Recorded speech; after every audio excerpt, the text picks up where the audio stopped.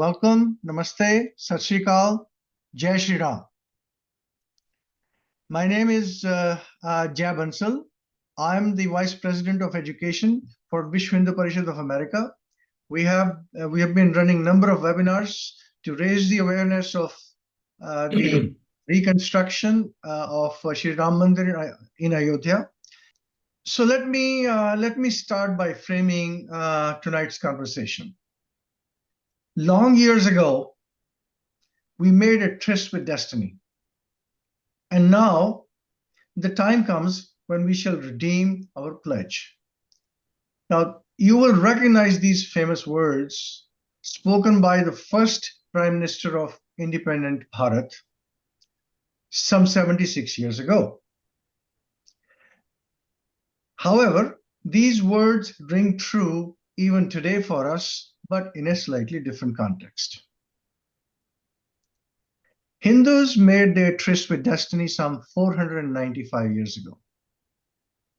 That is when Babur, a barbarian from the Fergana Valley, demolished the ancient Ram Mandir in Ayodhya for the glory of his own faith.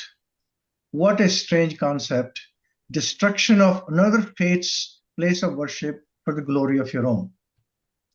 However, it is a testimony to Hindu patience and belief in Satyameva Jayate that we never, for a single day, gave up the fight to bring Ramlala Mandir back to its original glory. With a struggle lasting 5 centuries, the day is finally here when we, the people of Dharma, shall redeem our tryst with destiny, our pledge, and in the next few days, on January 22nd, in Bharat, we will welcome Shri Ramlala to his newly constructed abode.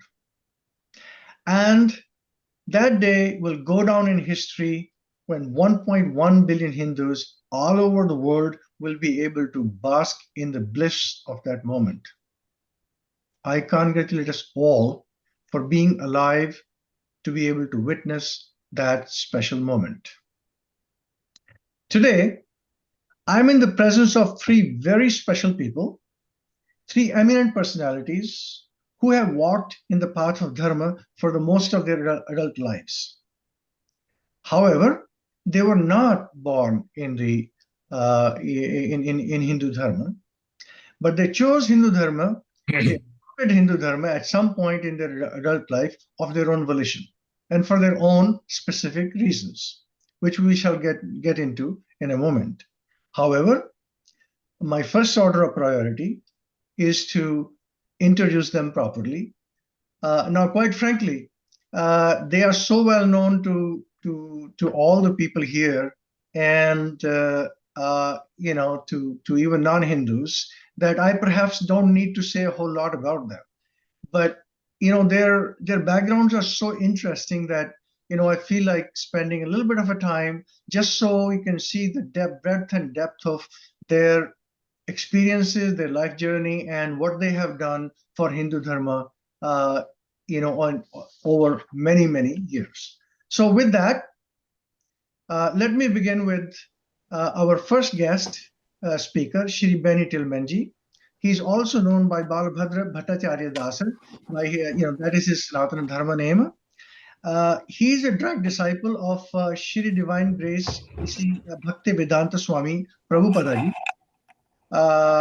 And he joined the Hare Krishna movement in 1973. So that makes it 50 years plus in Atlanta, and has since traveled extensively in India and other parts of the world, practicing and teaching the ancient Vedas.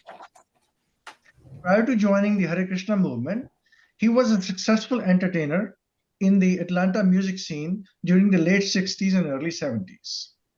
Mr. Tillman was elected as the first African American president of Vedic Friends Association, or known by its abbreviation FDA. It's a nonprofit organization dedicated to preservation, promotion, and application of Vedic culture and philosophy. Shri Tilmanji is one of the most respected leaders in Atlanta Hindu community, having served that community for more than 47 years. Currently, he conducts weekly Bhagavad Gita study groups online, focusing on Western non-Hindu participants. A very warm welcome to you, Beniji. Namaskar. Our next guest that I'm going to introduce is Jeffrey Armstrong ji, and he is known as Kavindra ji, and he's an award-winning poet and best-selling author of numerous books, including the Bhagavad Gita Comes Alive, a radical translation.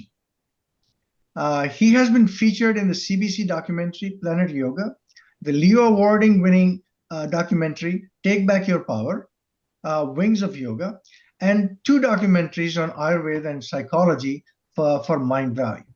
He's also the recipient of Distinguished Indologist Award in 2021 from Indian Council of Cultural Relations. Though born a Westerner, he has dedicated most of his adult life to learning about practicing and teaching Vedic wisdom. At age 50, he left the corporate world and took a vow to only teach Vedic knowledge as his dedication for the rest of his life.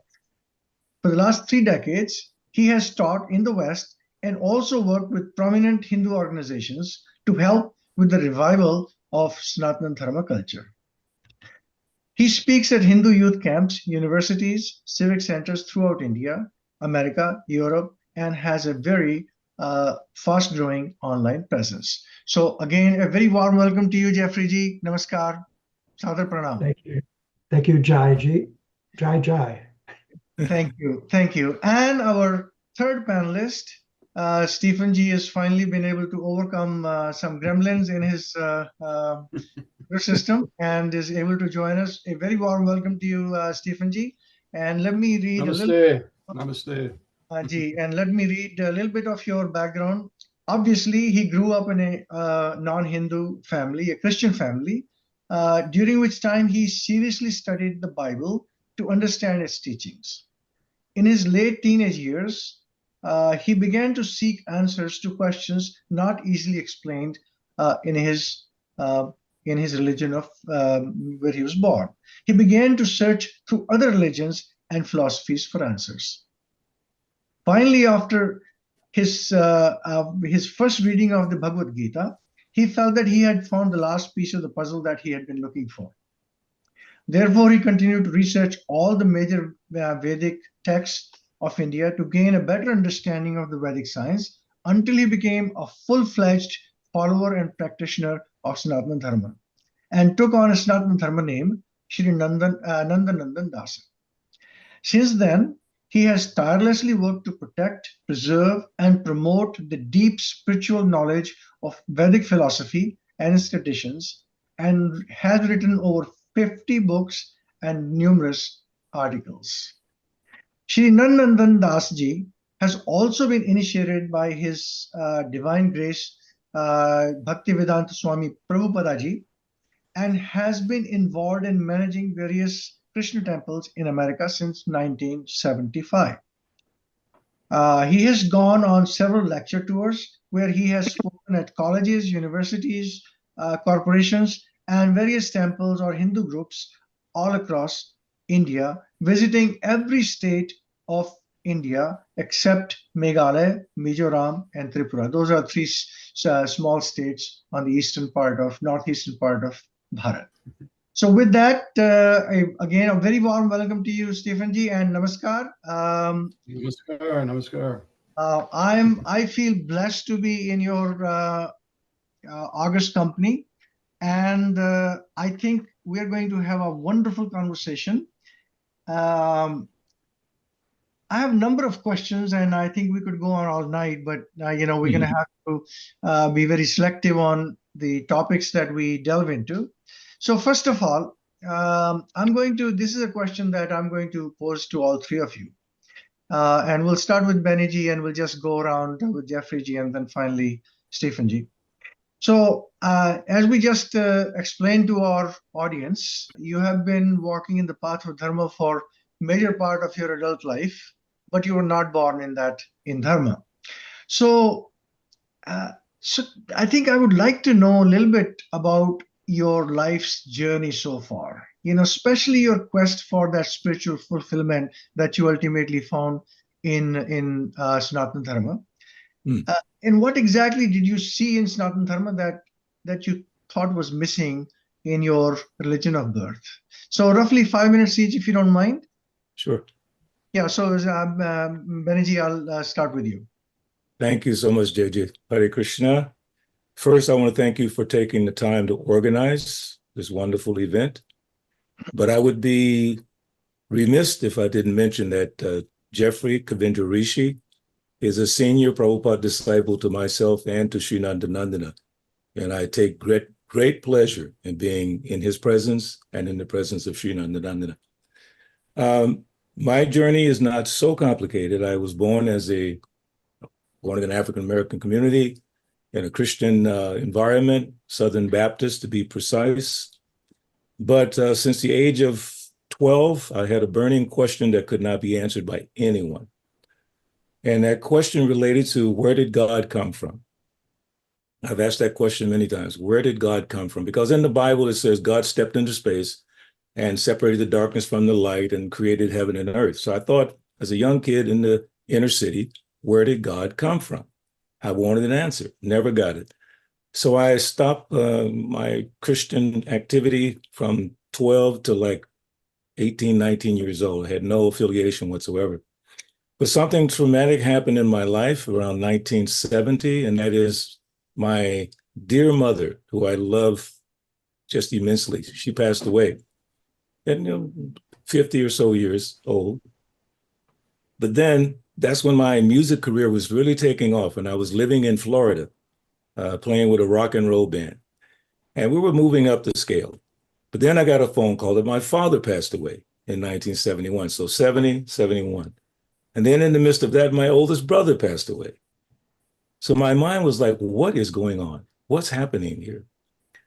And interestingly, during that time, I got involved with Maharishi Mahesh Yogi from Transcendental Meditation because I was searching, trying to find some answers to that original question and also why these sufferings are coming to me. So then, after meeting Maharishi and studying for some time, I was still not satisfied.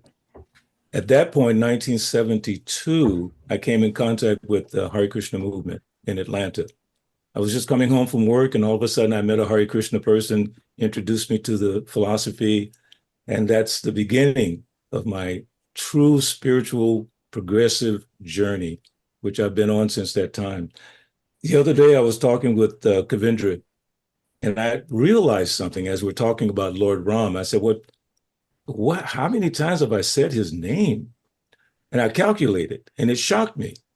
125 million times chanting the name of Ram, 125 million times chanting the name of Krishna, and equally Radha and Sita. So that's almost a 500 million names that I've been chanting. I was just amazed. So my service right now, I was giving a talk today to some seniors here in Atlanta, Hindu seniors, on Bhagavad Gita. And I said, my purpose is to work together, all of us, and elevate our consciousness. So we spoke specifically about Ram, that I personally feel, and we'll get into it a little bit later, that Ram is not being understood as he actually is. He's not just a historical figure.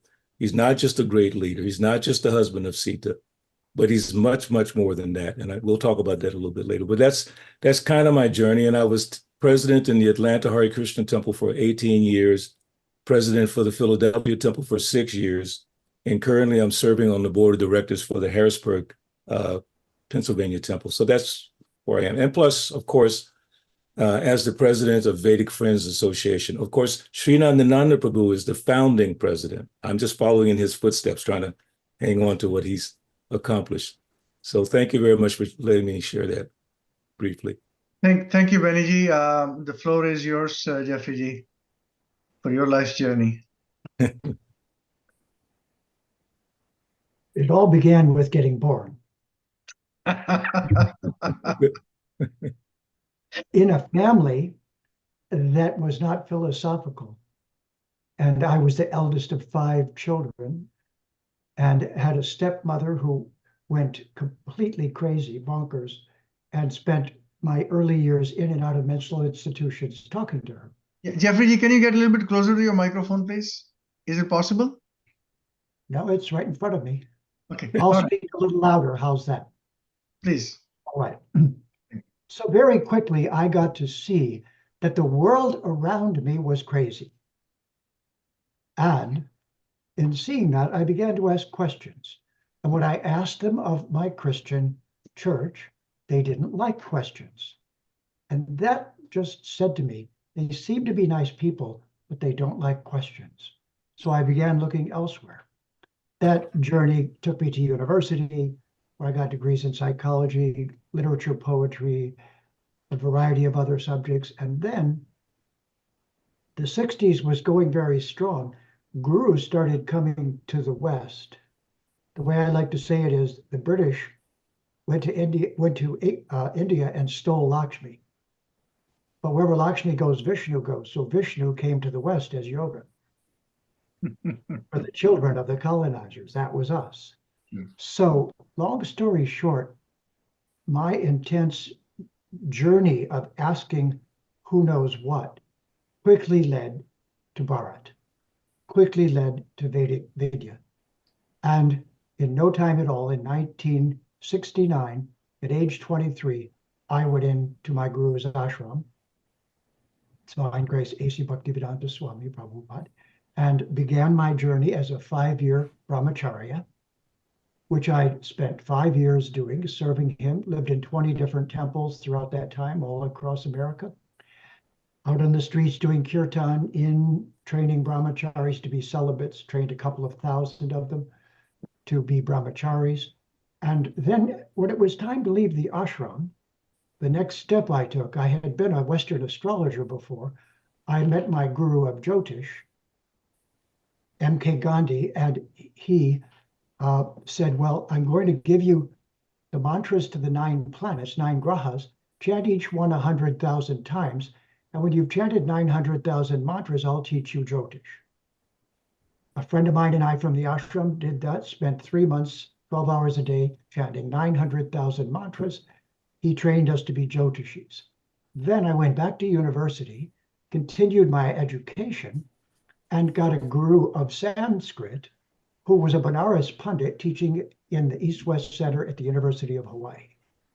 He had memorized the entire grammatical teachings of the Ashtadhyayi of Panini. I learned what Pandita was. You'd say something in Sanskrit, he'd say rule number 2221, if this and then that. Now I knew what a Vedic scholar was. So with all that, I then got married, had a child, worked in Silicon Valley, worked for Apple when they just began, was their Middle Eastern sales manager for 20 years in the Middle East for several years. And finally, I'd made a vow at age 30 that at age 50, I would stop all other activities and just teach the Vedas. Well, that was 27 years ago when I met my partner, Sandy Graham, with whom I'm living now. And together we took a vow to both be with each other and to teach the Vedas. And that's all we've been doing for the last 27 years. Wonderful. That's been a great journey so far, Jeffrey G. Thank you. We'll get back to you with some more questions about your journey, but also on your perspectives on number of issues we have on the table. Sivanji, I'm glad that you were able to overcome whatever was bothering your computer system, and you're with us in body as well as spirit as well as body and everything else. So again, wonderful to see you. How about some words about your journey so far? How you came into the path of Dharma and what prompted you to get here and stay here? Well, it probably all started when I was about 7 years old. And that was a time I remember when I was asking myself, how did I get here? Not just here, but how did I get in this body? Why didn't I get in my neighbor's body, Jack's body, or Dean's body, or something like that? It was, to show how weird I was as a kid. These were the kind of questions I was asking. And But then I was thinking, well, if I was in Jack's body, that means I would have his parents. Well, maybe that isn't such a good thing. Maybe my parents aren't so bad after all. But then the point of it is I was very uncomfortable. I didn't like the idea that you had to feed this body. You had to take care of the body. You have to take it to the bathroom and all this nasty business. And then make sure it gets enough rest. The whole thing just seemed very uncomfortable and very unnatural to me. I mean, I don't know if I was coming from a dimension where we didn't have to do these kind of things. And suddenly I'm here in the material world and on planet Earth where this is the nature of having a material body. But I was never, anyway, I had the presence at the time where I knew I wasn't this body. I was a soul inside the body. But I didn't know anything about spirituality, reincarnation, or any of that stuff. So later on, of course, you get involved in the world. I was a musician at the time, and I thought, and I was very good at what I did. But I thought, something, before I go any further, I got to put my guitar down and I got to find out what I'm doing here and why I'm even here. So then I started what you could say my own personal comparative religion class, where I studied everything from Egyptology, Judaism, Buddhism, mysticism, magic, tarot, I Ching, everything I could get my hands on, because I wanted to find out what was the nature of God? What was the nature of spirituality? Who am I as a spiritual person? And of course, I was born and raised a Christian. So the first thing I did was read the Bible from cover to cover. It took me a year to do that, but I finally got through that. And I still wasn't satisfied. I still didn't get the answer I wanted. And then I met one of my friends who were also kind of into the same things as I was. He met some devotees, Krishna devotees, on the streets of Toronto. And we live here in Michigan. So he came back to Michigan with a pamphlet of all the books they had. At that time, they only had about 6 books. And so they said, we're going through the different books, and he was saying, this one here is kind of like the Hindu Bible. And it was the Bhagavad Gita by Prabhupada. So I said, that's what I want. I want to know what they say about God and the spiritual nature of the being, myself and everything. So I got that. And it was all the answers I was looking for, who and what is God? What is reincarnation? What is karma? How do we get in the material world? Not only who am I, but where am I going and where should I be going? So then that was the whole thing that got me started. So I started reading the Bhagavad Gita. All I knew is I needed more of this. Whatever this is, I want more of it. So then I started reading things like the Upanishads, Manu Samhita, whatever I could get my hands on. And then I started also getting books from the Hare Krishnas.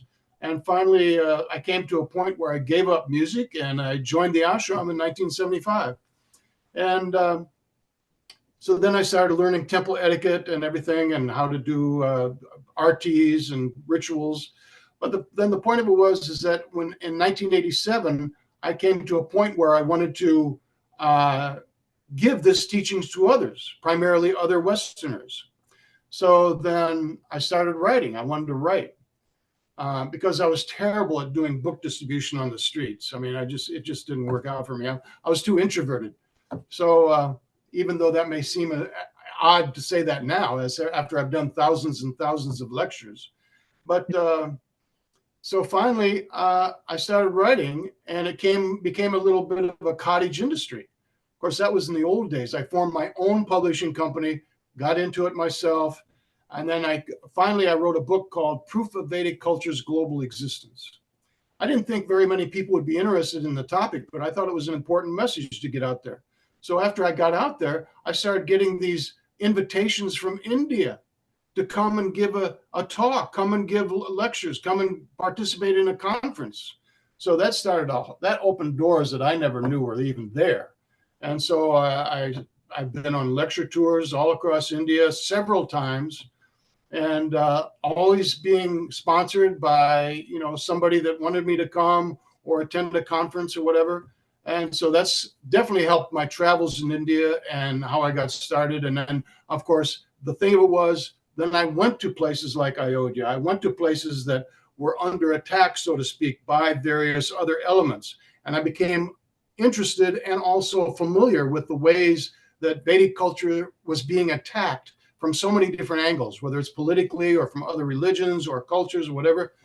And so I took a stance on that. And it also made me write other books, say Advancements of Ancient India's Vedic Culture, or Crimes Against India, books that have become, I should maybe say, rather well known or connected with me for what the kind of work I've done in the past. And so that just kept me going from that point until I'm, doing what I'm doing now, basically. I've slowed down a lot. I don't do as much writing. I don't do as much traveling and everything, but the books are still out there. The books are still being sold, and I'm still getting my message across. So this is what I'm working on. So thank you very much. Thank you. That's wonderful. Actually, I have had the privilege of reading a number of your articles, and always been impressed with, the subjects you write on and how you write about them in a very simple language. Thank you. But what I find truly amazing is that at the age of 7, did you say? So at the age of 7, you were asking these profound questions. You might have called them crazy questions, but I mean, those are the fundamental questions. That's the fundamental question of life. Who am I? Where have I come from? I mean, that's a lot of people don't get to ask that question, or not smart enough to ask that question, even in their, advanced age. So I congratulate you on that score. Thank you. Moving on to the point of our talk here, the main event, the revitalization or reconstruction of Shri Ram Mandir.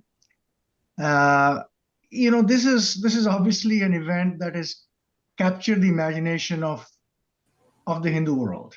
This is the only news that you see. If you put on any Indian channel these days on television or radio, this is the only thing you hear. And India, of course, is probably 100 times louder than what you find here. So clearly, they are wearing their excitement and exuberance on their sleeve at this point. But I'm interested in seeing how you see this. Do you believe that this excitement is just about the Ram Mandir, and it's the 500-year struggle is just coming out on the surface now, as in terms of excitement, or do you see something larger than that? Perhaps reawakening of the Hindu soul. So this time I'm going to change the order around a little bit. So Jeffrey G, if you don't mind sharing your thoughts first. Thank you, Sri.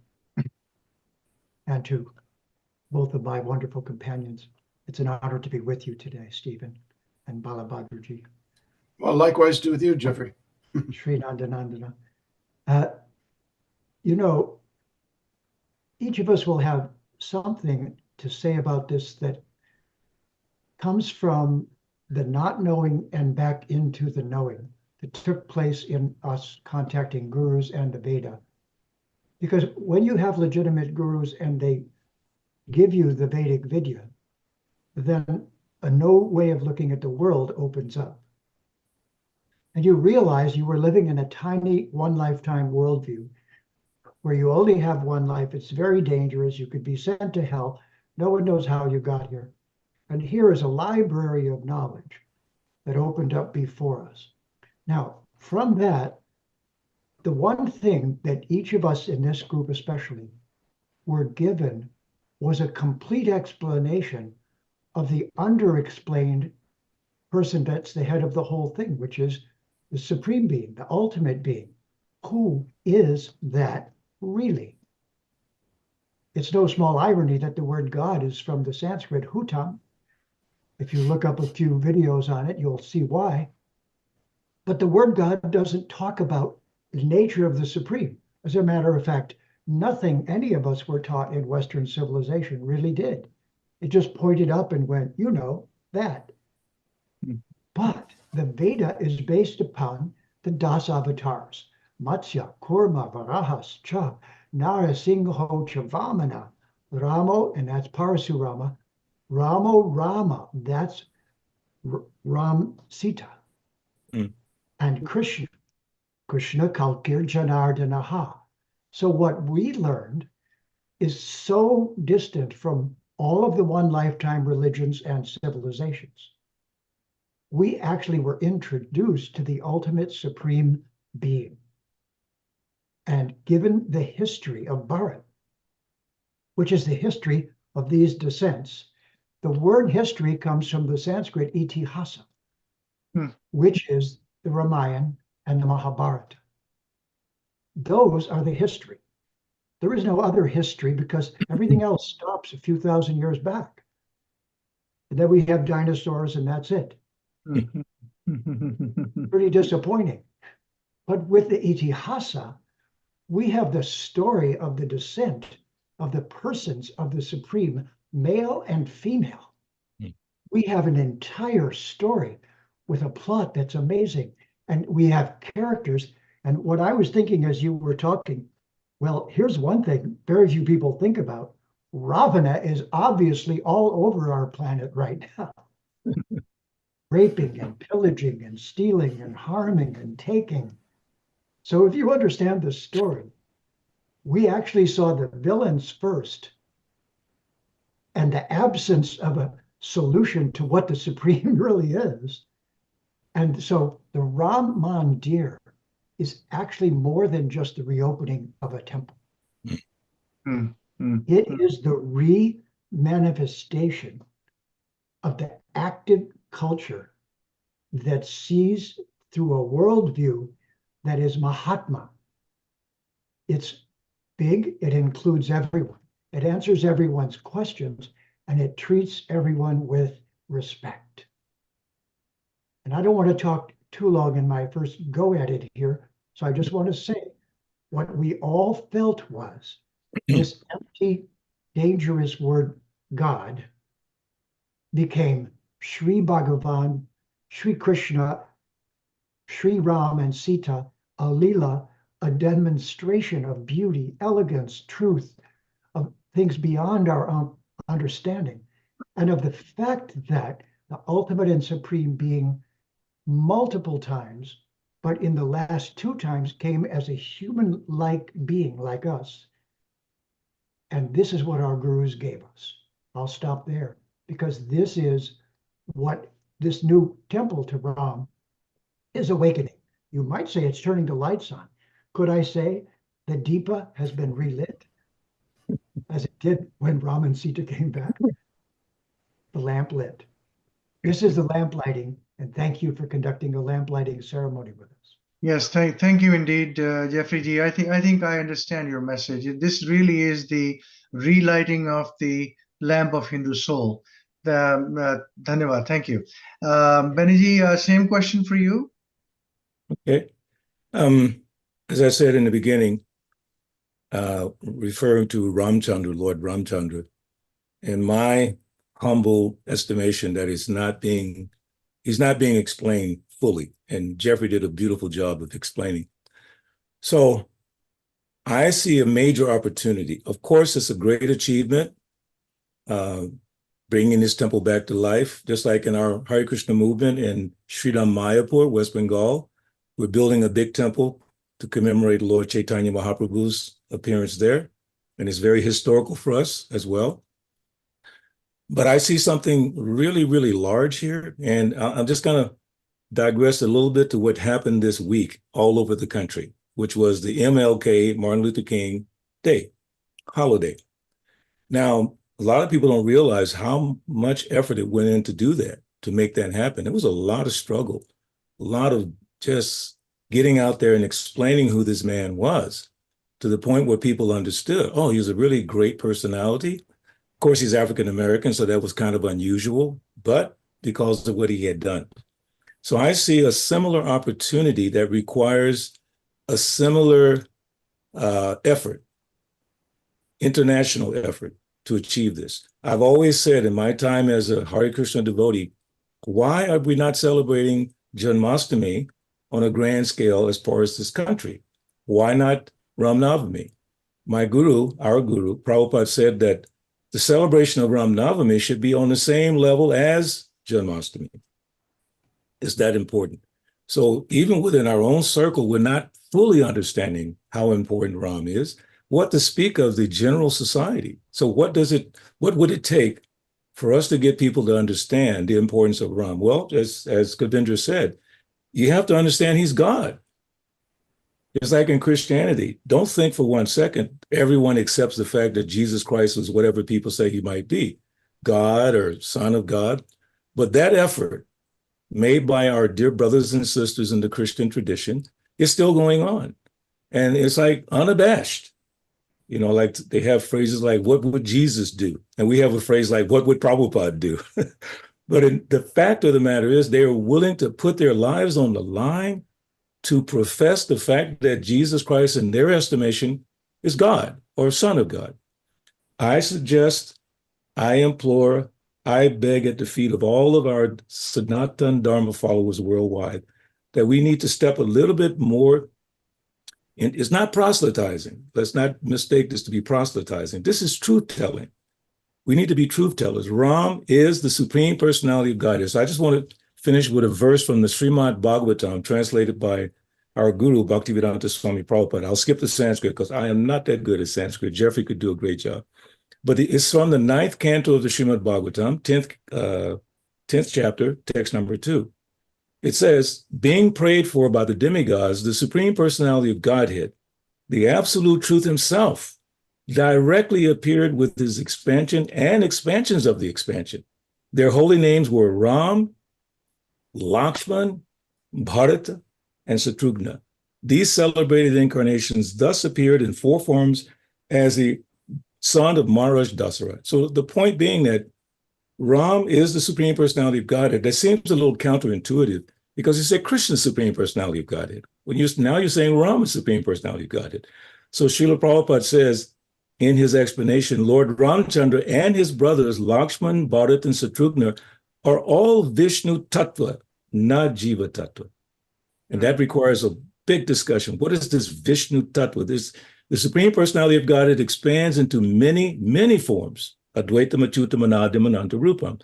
Although they are one and the same, Vishnu Tattva has many forms and incarnations. So Ram is the Supreme Personality of Godhead.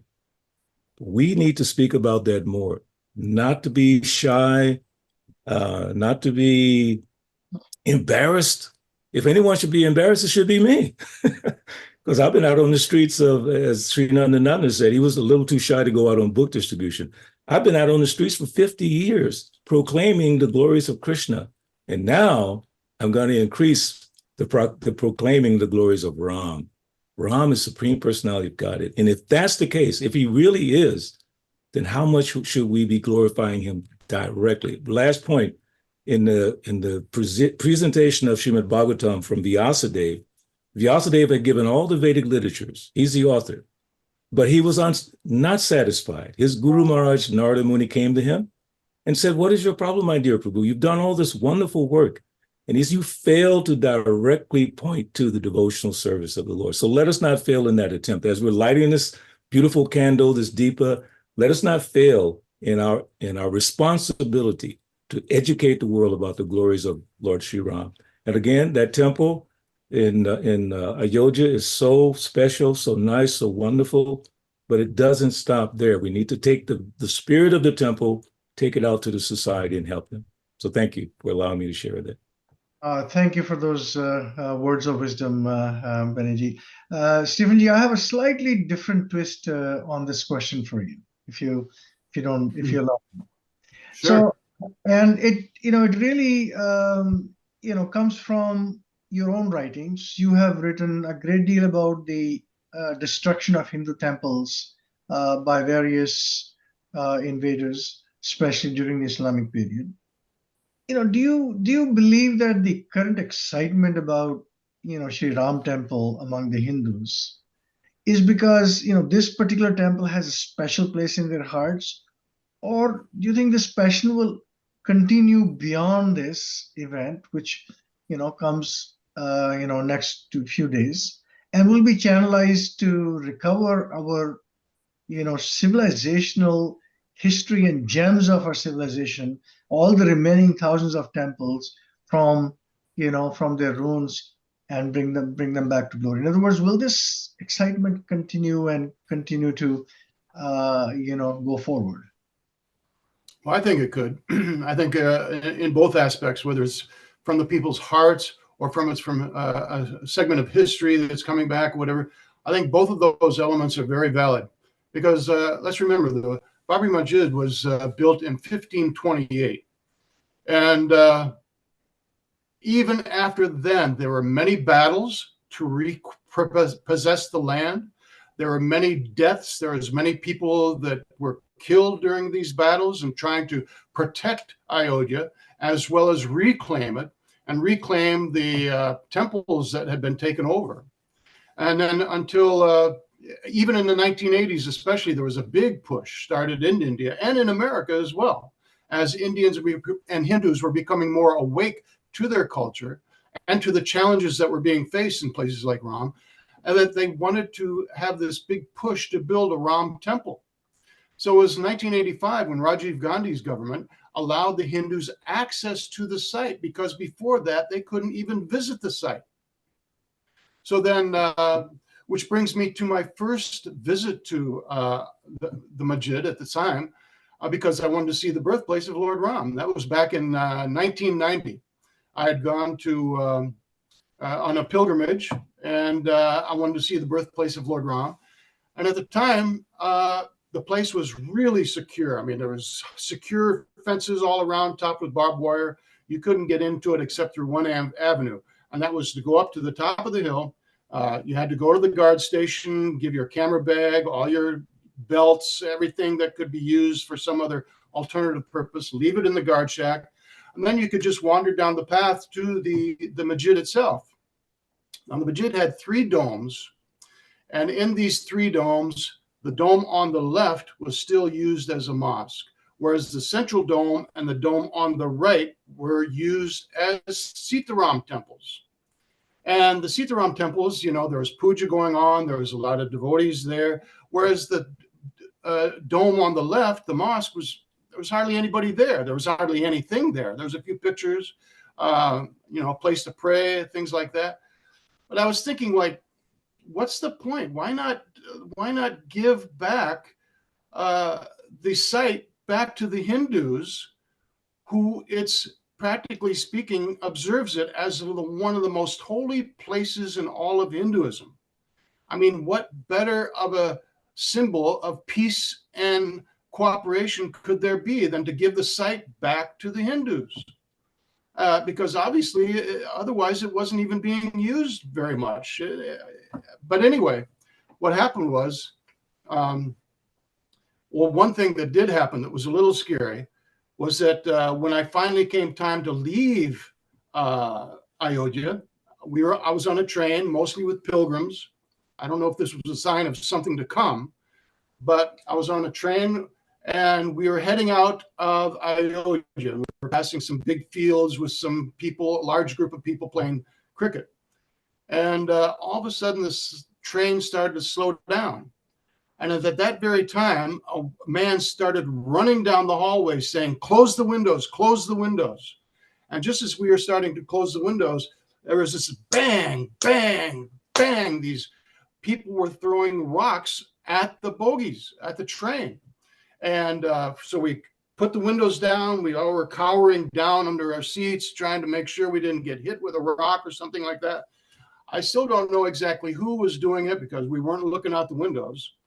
And so finally, after about 20 minutes, this banging of the rock stopped and the train started going a little slower, a little faster, a little faster. And I'm thinking to myself, Jai Shri Ram, just get me out of here, you know?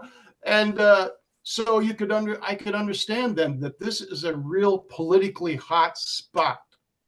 It's not simply a question of going there to do pilgrimage or something, but you're facing challenges that some places aren't facing. So this became a very important part of my experience there. Of course, we all know the Babri Masjid was torn down in December 6, 1992, but after standing for 464 years. But what was found there was also a large flat stone about 2 feet, 3 feet by 5 feet, with a Sanskrit description of a large, beautiful temple having been built there in Ayodhya, obviously before the mosque. And the temple was dedicated to the person who killed the 10-headed Rakshasa. So this had fallen from the wall of the masjid, proving the masjid had replaced the temple. Sure. Because they used parts of the old temple in building the masjid. And of course, as you know, if you really want to know, in 2003, the Archaeological Survey of India conducted excavations of the site, ultimately showing the evidence of a 10th century North Indian style temple that existed there before the mosque built. And like I was getting ready to say, as you all know, if you want to know more about the findings of these excavations, you just listen to K.K. Mohammed, who is a prime example of someone who was part of the excavations and stood up for the truth of the evidence that was found there, showing that this whole issue goes back hundreds of years. So then I also, again, visited Ayodhya in 2001 when I went to the Kumbh Mela at Prayagraj at the time, which was a fantastic experience. So I went there at that time, and at that time, everything was gone. There was basically nothing to see. All the debris had been taken away, cleaned up and everything, and there was no temple, no mosque, no nothing. But still, I wanted to see it. So you go into the guard shack, you put your camera bag there, everything else that's there. And at the time, the guards were very friendly because they were surprised. Oh, Westerners interested in coming to see what's left of the Ram Janmastan. And so they got me a guide, and he took me in. I mean, the whole place is still very, very secure. Nobody can go in and out just as they want. So the guide took me down the path, and basically at the site, there was nothing but a canopy held up by 4 pillars, under which there was some priests doing some pujas and mantras and stuff with some Sitaram, small Sitaram deities there. So you had like a moving darshan where you follow the path, you stop for maybe 10 minutes, off your pranams, off your prayers, and then you keep moving, and then you come back to the guard shack and get what you need. But even at that time, right outside of that Janmastan area, there were big buildings. Well, not real big, but big enough where they had big pictures of the idea of building a Ram temple there. And the pictures are not very different from what we have today, except what today we see is much bigger than they had in mind back then. So this whole idea of building this Ram temple has been going on for, should we say, hundreds of years. So then finally in 2019, India's Supreme Court granted permission for a Hindu group to build a Ram temple. And then, of course, Narendra Modi laid the foundation stone on August 5th, 2020. And now we have the grand opening that will be taking place on January 22nd in 2024.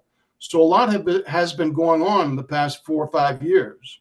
But this is something that goes back to the depth of the culture, the Vedic culture of India, and the heart of all Hindus in general. And it's not something that's just been, being in the development for even the past 50 years, but it's been going back for a long, long time. So this means a lot to any Hindu, whether they're in India, Ayodhya, or wherever. It means a lot to a lot of people. And anyway, I'll say a little bit more about it later on as far as my personal meaning of the view of it.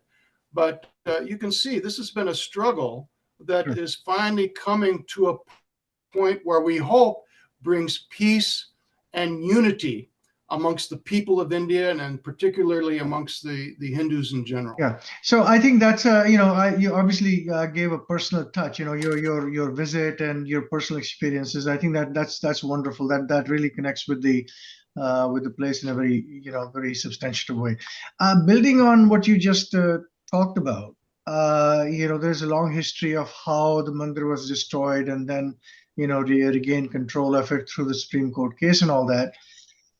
That's all part of history that anyone can pick up any article in any newspaper, do online search and find out. And yet my question is more from the media perspective. See, what they have done is they have picked up the part where the Babri Masjid is now being brought down.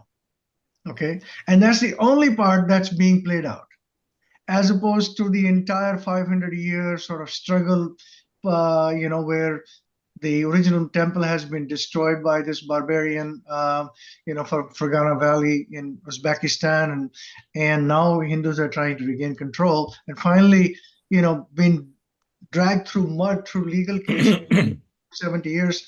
Finally, Supreme Court said yes, you have the right to build it. All that is forgotten in the media. If you pick up media, this is all you see. The Babri Masjid been brought down, and a new temple being built on place of it. So I'm just, I'm going to actually pose this question to Benny G, if you don't mind. You may want to warm up your vocal cords for this. What do you think of this uh, propensity to kind of just take the sensational aspects of an event and actually express the substantive aspects of the event? What do you make of all this? Yeah, I've been thinking about it a lot. I've asked this question many, many times, which is, when was the last time that any one of us saw a Hindu leader on CNN in the USA or any major news outlet? Mm-hmm. And I get the answer, I don't remember. We have Sanjay Gupta, the doctor, we have Manu Rajan, anyway, but no Vedic scholars. So now all of a sudden we're coming up with this grand temple that people outside of India don't know anything about the history. And we subtly expect them to appreciate. We can put banners, we can put billboards, but there's no explanation about, well, what's the importance of it? I mean, there's so many buildings being built every day all over the world. Okay, what's so important about this? Well, the importance is Ram. As I said earlier, we haven't taken the time to express to the Western audiences, well, not just the Western audiences, but even in India, people don't really, in one sense, understand Ram. So I think I'm not saying it's a mistake that we've made. I think we've been negligent in the effort to explain to the greater society what our culture is. And I just want to share a couple of things that I wrote down so I wouldn't lose track. I'll give my opinion. Let me preface by saying this is my opinion. It's not the opinion of ISKCON. No. And it's not the opinion of VFA. This is Balabhadra Das's understanding. So my opinion is that the opportunity is there for all followers of Vedic Sanatan Dharma is to move forward and expand the glory of this amazing culture, as Jeffrey and Stephen pointed out.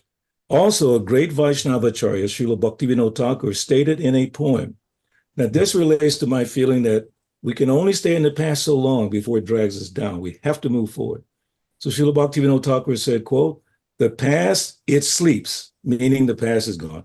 Yeah, sure. And ne'er the future dream at all. But act with times that are with thee, and progress ye shall call. I live by that motto. In other words, what can I do now to take the culture forward? I humbly suggest that we need to be more proactive in the media. We can't blame the media. The media, as you pointed out, JG, they go for the, blood, how do they say, if it bleeds, it leads. It's a true fact. So if we want the media to change, then we have to get in there and start sharing about our culture with pride. We should have pride. Prabhupada called this culture the great Hindu Vedic culture. So there's just some brief thoughts I had on that. Thank you. We've done a lot of analysis of the media, Western as well as in India itself. There is plenty of, there's a large segment of the Indian media that also, reads from the same playbook, quite honestly. And there is an inbuilt, there's definitely an inbuilt bias. Yes, we may have been, negligent in not putting our point of view, forthrightly, but there is an inbuilt bias that is very obvious. And I think Hindus may have to build their own media to get their voice out there. But anyway, that's a bigger topic, and perhaps for another time. I'm going to come to you, Jeffrey G, with a slightly different question, not directly connected with the Ram Mandir itself, but it's about epistemology. It's about language, words we use, the terms we use. And the reason I want to come to you is because you've done a lot of work in that, in that area. Sanskrit is our heritage language. It deals with the dharmic texts, are all written in Sanskrit. And majority of languages spoken in Bharat are, derived from it. Majority of them, not all of them, but majority of them. So they carry our message of our cultural history, in the language. However, we had a traumatic event some 190, 80 years ago, 1835, when English was imposed on us. Now, I look like a hypocrite speaking English and, beating down on the language. But reality is, there is a problem with that. It changes the epistemology of your conversation, of your civilizational history. Uh, I know you've done work on that, you've written about it. Say a little bit more on how we can decolonize our dharmic discourse.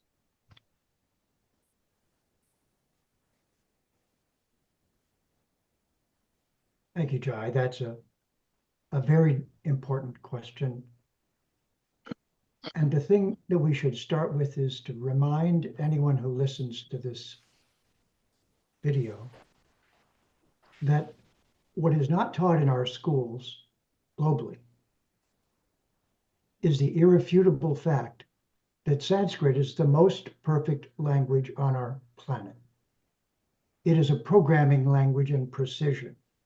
Before there was mathematics as we know it and technology as we know it, the first programming language was Sanskrit.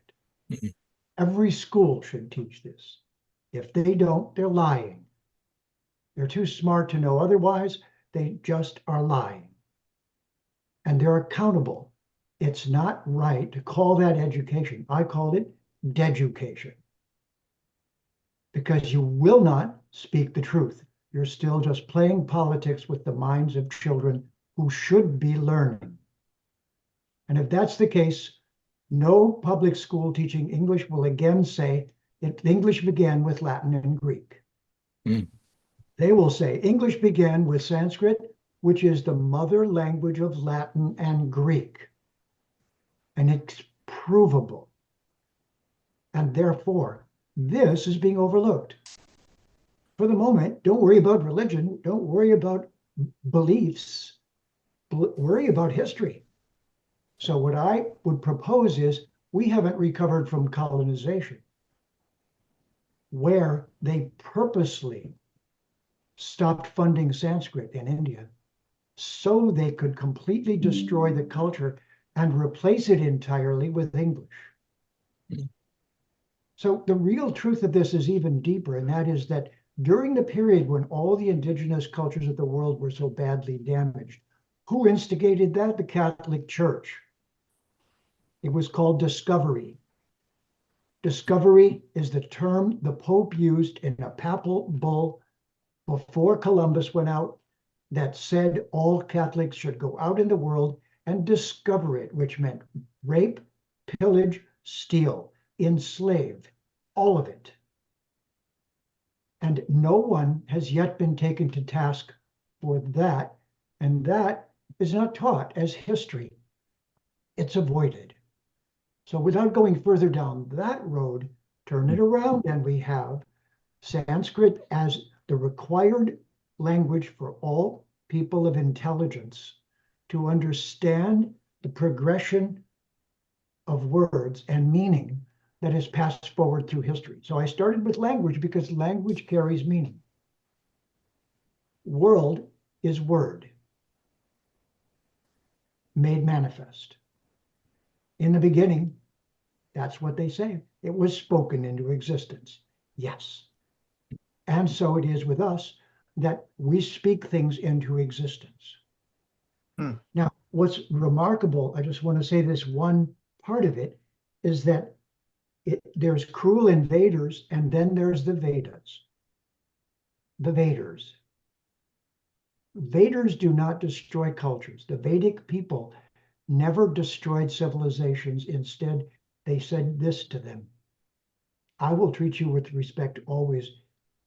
Can we cooperate together? And they then tried to share what they had. We're at a critical time where we can destroy each other on this planet so easily. It's no accident that the Veda has come forth at this time, just as the Mandir of Ram is relighting the lamp relighting the light of truth in our hearts. And that is just by asking, why was that temple desecrated? Why was it destroyed? Why didn't they want this story to be told?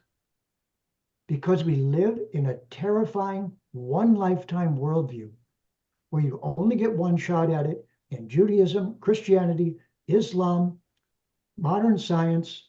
All are one lifetime religions who are making everyone crazy because everyone's packing everything into one little lifetime and violent with one another. And this is the real medicine. So I wanted to answer the linguistic question with the vocabulary. Guess where the word vocabulary comes? Well, wait, what book is vocabulary in? Dictionary. And that's a Sanskrit term, diksha, nary. Receiving instruction from those who have wisdom, diksha, nary. And what's inside the dictionary? Vocabulary. You mean vocabulary? Vach is Saraswati. Vocabulary. So that you can receive diksha from the dictionary. But if the dictionary is lying, and that's called a usage dictionary, if it doesn't go back to the etymology. So what we're really talking about here is that the Ram Mandir requires a history that goes back 14,000 years. And the appearance of Sri Krishna goes back 7,000. And there are now authors who have proven this astronomically because the Vedas have astronomical references. So we're not asking people to join a religion. We're asking people to wise up, to get intelligent, to learn the things they didn't learn in university when their university was controlled by the colonizers. So that's my rant. I'm not going to push it too far. But the answer is it's time for re-education in language. It will be accompanied by Sanskrit being learned universally, at least in its intellectual implications. And then we will have this conversation, hopefully, in a peaceful way. Thank you so much, Jeffrey G. Very wise words. Now, we have covered a lot of territory, but I'm mindful of the time. We are at 8:33, and I'm going to take a little bit of a license with the, with the end, end time. So we'll go a little bit over. As I said, we have covered a lot of territory, but there is so much more to talk about, but for which we won't have time tonight. But I just want to announce here that I am envisioning doing a series, one-on-one conversations with people who are walking in the path of Dharma but were not born in the Dharma tradition, and just expand on their perspectives. So this is something that I intend to carry on over some period of time. And I would be reaching out to each single one of you because you obviously are those people who chose Sanatana Dharma of your own volition rather than being born into it. That actually is a decision that you made of your own, of your own choice. And that's a more powerful thing than being born into something and then just by default sticking with it. So I want to get your perspective at a deeper level, but perhaps in future conversations. I'm going to. Audience has put a number of questions in the Q&A box, so I'm going to. I had a quick glance at it. Some of the questions have already been answered by in different parts of our conversation, so I won't repeat them. But there was a very straightforward question, Stephen G. As you were talking about. You were exploring different traditions, different religions, and so on and so forth. Did you also study Islam? That was one of the questions. Yep, sure did. Okay, I think that's a straightforward answer. We don't need to go left or right. Yeah, I've read most of the Quran. Okay. And I've written articles about that experience as well and what the Quran has to say and stuff like that. So if anybody's interested, I can send it to them. Otherwise, the conclusions I came to, I don't really present in a public way. Okay, all right, fair enough. I think we'll leave leave it there for the moment. There may be opportunities for us to explore it a little bit more deeper. Now, there is another question here. What is the best way to counter anti-Hindu initiatives in India and the West? For example, the Global Conference Against Hindutva, and many of the other initiatives like the caste discrimination law or bill that was being progressed in California and whatever have you. So there's a lot of that narrative going on. As you know, Stephen G, you and I, we working on Hindudvesha as one way to fight it by exploring different aspects, writing articles. But does any of you want to share your thoughts on how what are some of the ways that we can approach it and fight it?